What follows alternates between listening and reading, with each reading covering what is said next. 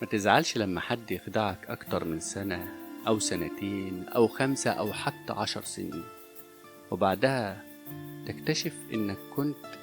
مجرد استبن بيقضي معاه وقت أو بيستغله عاطفيا أو جنسيا علشان يرضي نفسه عاطفيا أو يرضي شهوته، لحد ما يلاقي حد أحسن منك ويسيبك، وتقول في نفسك إزاي أنا كنت مخدوع الوقت ده كله في الشخص ده.